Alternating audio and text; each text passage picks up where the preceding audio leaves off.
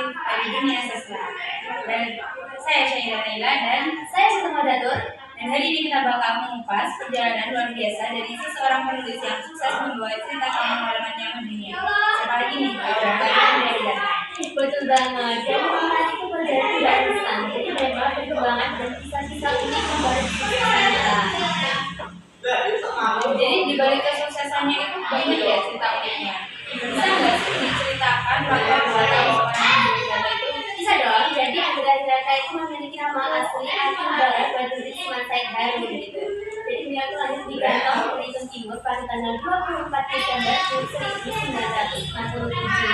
Waktu itu masih dikenal sebagai Syaira Tamanima dari keluarga yang sangat dan fasilitas pendidikannya sangat-sangat terbatas. Bahkan sekolahnya itu dulu gambarnya dengan program kelas. Guru-gurunya juga bekerja dengan segala keterbatasan.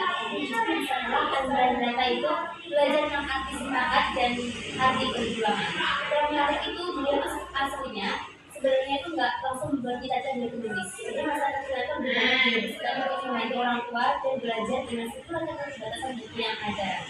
Dan dari pengalaman masa kecil inilah ia telah menjadi bahasa itu program dari Laskar Pelangi itu. Oh, keren banget ya. Tadi kan Andrea sekolah di sekolah yang berkelompok kan ya. Tapi bukannya dia itu pernah kuliah di Universitas Indonesia ya? Sama sih diceritakan gitu. Bisa dong. Jadi selama lulus SMA dia itu ada studinya ke Universitas Indonesia. Dia itu kan jurusan ekonomi. Lalu dia kebetulan anak kampung itu bisa masuk ke Universitas di Jakarta. Nah, lalu itu aja dia sudah mendapatkan beasiswa S2 ke luar negeri. Bayangin, anak yang dulunya sekolah di Zurich bisa kuliah di Universitas de Paris Sorbonne di Prancis dan bisa dalam University di Inggris. Nah, dan dia itu juga cuma belajar tentang ekonomi aja, dia juga belajar tentang kebudayaan, bahkan dia internasional. Oh ya, sebelum beliau itu jadi penulis full time, beliau itu sempat bekerja di PT Telkom Indonesia dan jadi salah kehidupannya beliau mulai menulis cerita-cerita yang akhirnya jadi Laskar Pelangi. Nah, bagi teman-teman itu sebenarnya itu juga nggak punya niat untuk menjadikan cerita Laskar Pelangi itu jadi aslinya itu namanya Laskar Pelangi itu dalam catatannya sendiri. Tapi setelah baca bukunya dan tahun 2005 Laskar Pelangi sudah menerbitkan kunci soal dalam fisika. Sama-sama penjualannya misalkan 15 juta eksemplar dan 5 juta eksemplar untuk edisi resminya. Bahkan buku itu juga diterjemahkan ke banyak bahasa dan diadaptasi menjadi film pada era kedua. Dan sekarang dari kurasi kita akan membaca di Indonesia dan luar negeri.